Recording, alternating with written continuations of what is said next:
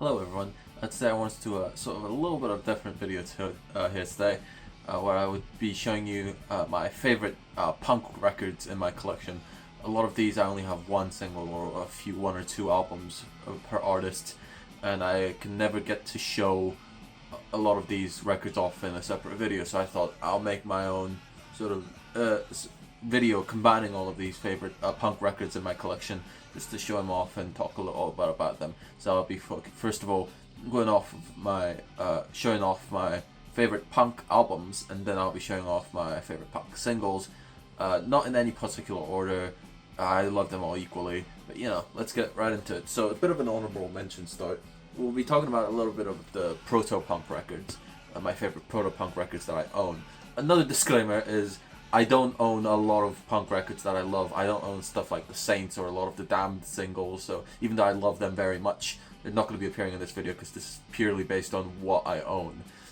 Anyways, proto-punk record, The Sonics is where I deem proto-punk to have started. There's some other contenders here and there, but I think this is the really sort of punk, proto-punk sound that a lot of people are looking for. Their cover of Do You Love Me is still my favorite cover, along with Money. Their cover of Money is one of the best covers of Money ever. Have Love Will Travel is the famous song that appears here. It's very rough recording, but that's the punk spirit, really. A few more proto-punk stuff, and we'll get into the punk records. Iggy and the Stooges, often called a proto-punk band, and this is my favorite album of theirs, Raw Power. I don't really like the mixing on this. I don't like the Bowie mix, and I don't like the Iggy Pop mix. But I'm trying to see if this is... yeah, it's the David Bowie mix that I own. But yeah, they both sound not that great, but the songs themselves honestly make up for it. So yeah, there you go. MC5 is another great proto-punk band. This is their live record. This is the censored version, unfortunately.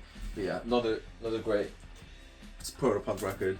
And this is the sort of demarcation point where proto-punk slowly turns into actual punk. So I regard this as the sort of last proto-punk and also sort of the first punk album. Patti Smith's Horses, mainly because this has musically a lot of the stuff here doesn't really fit in with a lot of the punk culture and scene of 77 and 78. However, it does feature a lot of the punk stuff elements in terms of lyricism mainly that a lot of people will be familiar with later on. So that's another great record there. Now let's get into the actual punk stuff. First we have Never Mind the Bollocks by the Sex Pistols. This is a 12-track UK 77 pressing. I am a massive Sex Pistols fan. You could check out my 2-part Sex Pistols collection video on this channel. I do the albums and the singles. I have a massive Sex Pistols collection. And this is just one of the greatest punk records of all time. You can tell how much I love this because I have a Japanese first pressing, I also have a French mispress, I have a 2000s bootleg pressing, I also have a US reissue along with 2 CDs as well. So great album, I absolutely love. Another one that I absolutely adore is the Clash's debut. This is my favorite Clash record, alongside Combat Rock, but this for different reasons than Combat Rock. Janie Jones, Remote Control, I'm So Bored with the USA, Hate and War, Right Riot. I'm just naming all the tracks because they're all superb there. And I also do own the US pressing of this with a different track listing. A lot of it uses singles to beef up the track list a bit.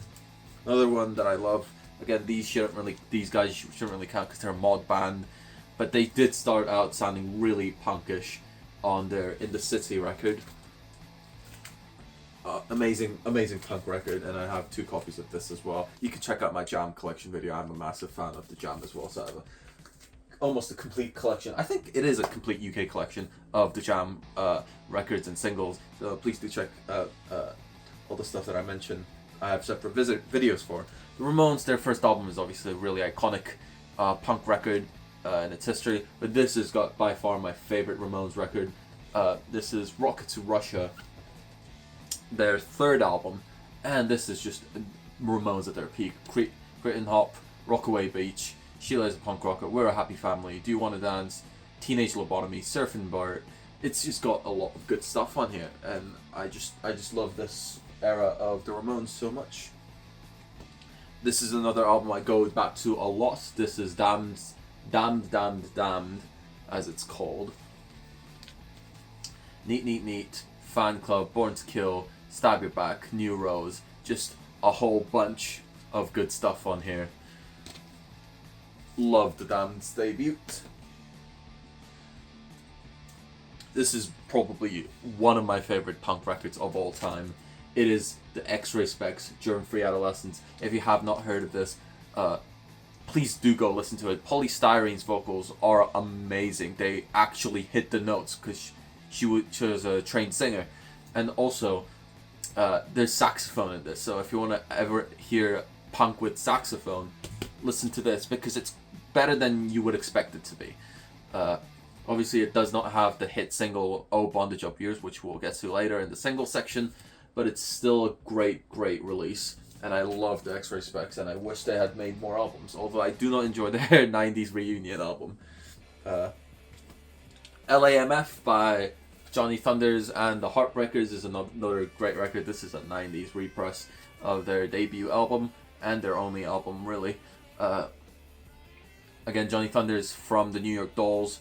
He made solo albums after this as well, but this is a really iconic punk album from '77, Born to Lose, and also the Ramones track Chinese Rocks first appears on here. And they also do a cover of Do You Love Me, which is another great cover there. And just to finish off the album sections, I have the Buzzcocks debut album, Another Music in a Different Kitchen. I think it's great. Fast Cars is my favorite on here. I do enjoy the sort of pre-first album Buzzcock quite a bit, but with Howard Devoto. But this is still a great record, and I do love all of the 70s Buzzcocks records. Right, let's get into the singles. Obviously, got to start with the one that started it all, Anarchy in the UK, backed with I Wanna Be Me, original EMI single. Just so iconic. Just had to include it. It's iconic, and it has Glenn Matlock on bass, so what's not to love? No Sid Vicious on that record. The Jam, I picked The Modern World. This is the most punk, one of the most punk singles of theirs. Just listen to it. It's great. It's very cynical, Paul Weller style. Love it to bits. And the single version is different from the album version as well. So. Then this is another one of my favorite punk singles of all time. It is, of course, White Riot, backed with 1977. Another iconic single from this punk era of 1977. B-side's great, A-side's great. Again, another single where the single version is different from the album version. I do prefer the album version, the demo, sort of the rougher version, but the single version is good as well. This isn't really a single, it's more of an EP. It's the Buzzcocks Spiral Scratch EP with Howard Devoto. But if I were to pick a single song from here, it has to be Boredom. It is very iconic. I love it to bits. It's a great little EP. Please check this Buzzcocks out. It is, I guess, a lot more rough. But that's the part of the fun of collecting and listening to punk stuff, isn't it? This single is a 12-inch single, unlike the rest. Mainly because I cannot find the 7-inch one for a good price, and you'll understand why. Because it is Oh Bondage Up Yours by X-Ray Spex, backed with I Am a Cliche. One of my favorite punk singles, probably my favorite punk single of all time. Polly Styrene's voice is amazing on this. It is a great, brilliant single, and I encourage you to just at least track down like a 12-inch single of this, because this is absolutely great. This is a brilliant record. I cannot say enough about it. And then just to finish off this single, I don't know if a lot of you might know this one. saying that a lot of you might, and just tell me that you do, and it's the most obvious one ever or something like that. But this is Penetration's Don't Dictate. Found this on a punk compilation album, and I just absolutely love this. Apparently Penetration went on to do more hard rock stuff for their first album instead, not really anything like this single. It's a bit of a shame because this on Virgin Records is another great 77 punk record. Pauline, the vocalist, is very reminiscent of Polystyrene. So it kind of sounds like the X-Ray Spex in a way, but it also does not have a saxophone. It's more traditional punk, and it's a great little single. If you have not heard of that, I recommend you check it out. And that was my favorite punk records that I own. Thanks for watching. What is your favorite punk records of all time that you own? Let me know. And I'll see you next time. Goodbye.